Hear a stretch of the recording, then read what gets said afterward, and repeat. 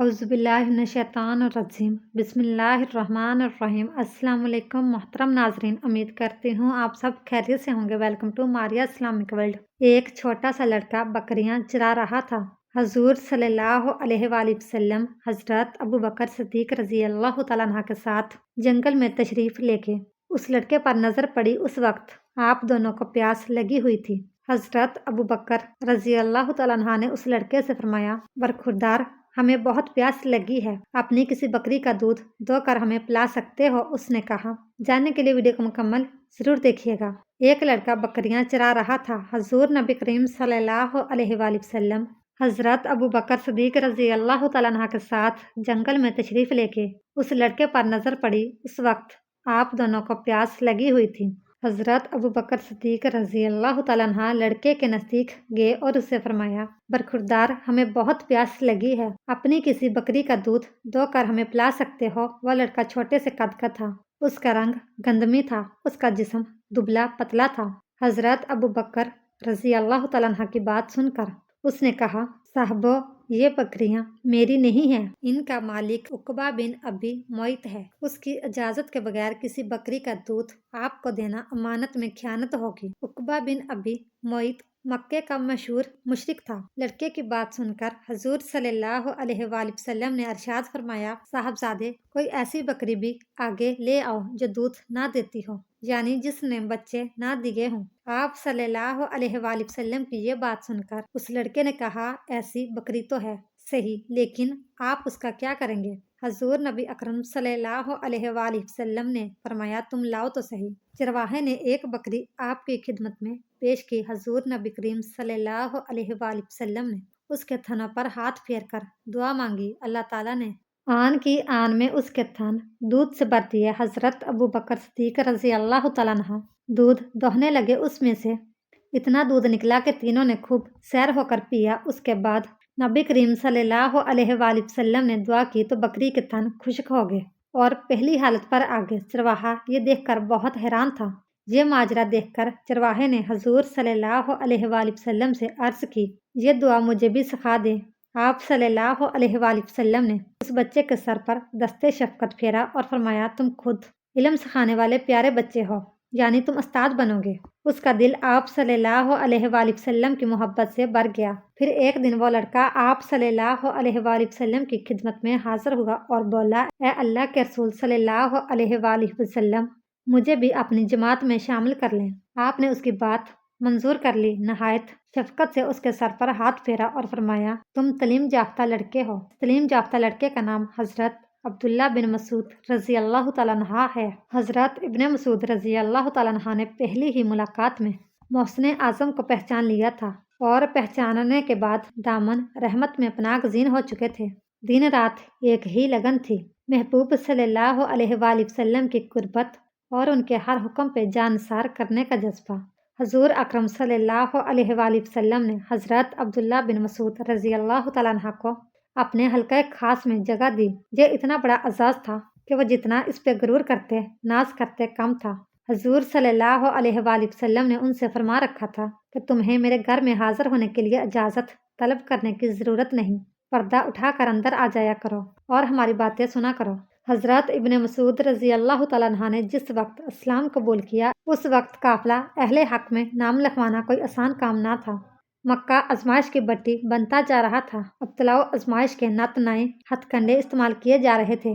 खौफ और दहशत की फिजा पैदा हो चुकी थी और उस गुटे गुटे माहौल में इस्लाम का बरमला अजहार जान जोखों से कम ना था। ऐसे हालात में हजरत इब्ने मसूद रजी अल्लाह तआला अन्हु ने एक रोज़ अहले हक को हैरान कर दिया और अहले बातिल के दिलों पर अपने ईमान की पुख्तगी का सिक्का जमा दिया। एक रोज़ मुसलमान खाना काबा में बैठे थे। एक तरफ क्रैश मक्का की महफिल जमी थी और अबू जहल पूरे ठाठ से महफिल की सदारत कर रहा था।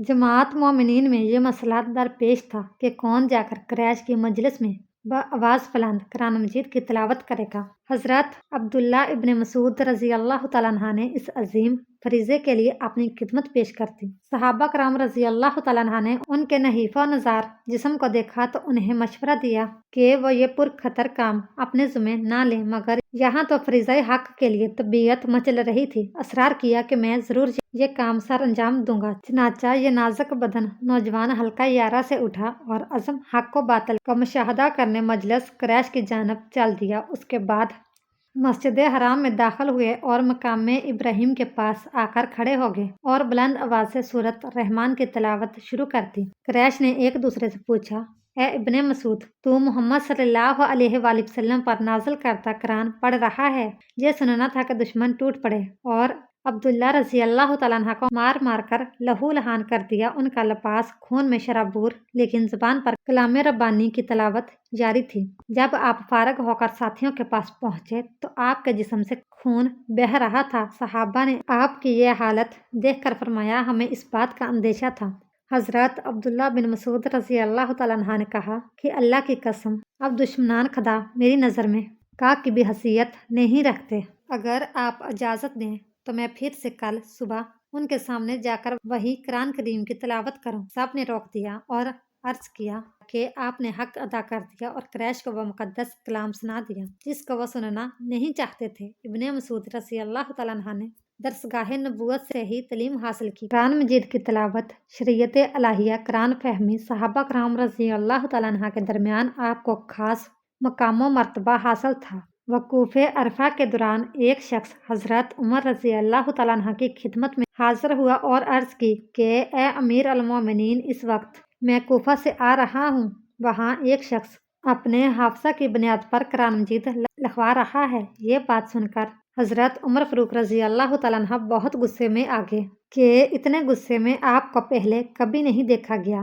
آپ نے غضبناک ہو کر فرمایا کہ بتاؤ وہ کون ہے؟ اس شخص نے عرض کیا، وہ حضرت عبداللہ بن مسعود رضی اللہ تعالیٰ عنہ ہے۔ ان کا نام سن کر آپ کا غصہ ماند پڑ گیا اور ارشاد فرمایا کہ باخدا، میرے علم میں اس وقت عبداللہ بن مسعود رضی اللہ تعالیٰ عنہ کو اس وقت قرآن فہمی میں سب سے اعلیٰ عرفہ مقام حاصل ہے۔ ایک رات نبی کریم صلی اللہ علیہ وآلہ وسلم اور حضرت ابوبکر صدیق رضی اللہ تعالیٰ عنہ بیٹھے امت مسلمہ کے متعلق گفتگو کر رہے تھے اور حضرت عمر رضی اللہ تعالیٰ عنہ فرماتے ہیں کہ میں بھی انہی میں شریک تھا۔ اچانک نبی کریم صلی اللہ علیہ وآلہ وسلم اٹھے اور ایک جانب چل پڑے۔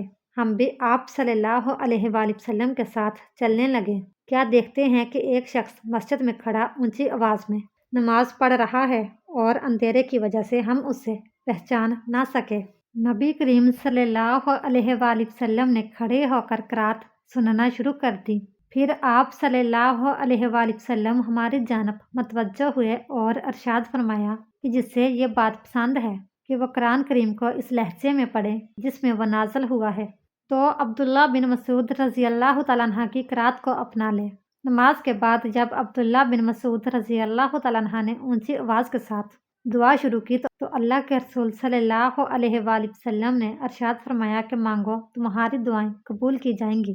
پھر حضرت عمر رضی اللہ تعالیٰ عنہ نے اپنے دل میں یہ کہا کہ اللہ کی قسم، میں ضرور صبح کو عبداللہ بن مسعود رضی اللہ تعالیٰ عنہ کو یہ اطلاع دوں گا کہ رات نبی کریم صلی اللہ علیہ وآلہ وسلم نے تیری دعا پر آمین کہا ہے۔ فرماتے ہیں کہ جب میں صبح سویرے خوشخبری دینے گیا تو کیا دیکھتا ہوں کہ حضرت ابوبکر صدیق رضی اللہ تعالیٰ عنہ مجھ سے پہلے خوشخبری سنا چکے ہیں۔ حضرت عمر رضی اللہ تعالیٰ عنہ فرماتے ہیں، برملا میں اس بات کا اعتراف کرتا ہوں کہ حضرت ابوبکر صدیق رضی اللہ تعالیٰ عنہ مجھ سے ہر نیکی کے کام میں سبقت لے کے خود عبداللہ بن مسعود رضی اللہ تعالیٰ عنہ اپنے قرآن فہمی سے متعلق خود فرماتے ہیں کہ قسم ہے اس ذات کی جس کے سوا کوئی معبود نہیں، اسی کے فضل و کرم سے مجھے قرآن کی ہر آیت کے متعلق علم ہوا ہے کہ وہ کہاں نازل ہوا اور اس کا شان نزول کیا ہے۔ جب مجھے یہ علم ہوتا کہ فلاں شخص قرآن فہمی کے متعلق مجھ سے زیادہ معلومات رکھتا ہے تو میں اس کی خدمت میں جا کر معلومات حاصل کرنے کی کوشش کرتا۔ حضرت عبداللہ بن مسعود رضی اللہ تعالیٰ عنہ نے 60 سال کی عمر میں وفات پائی۔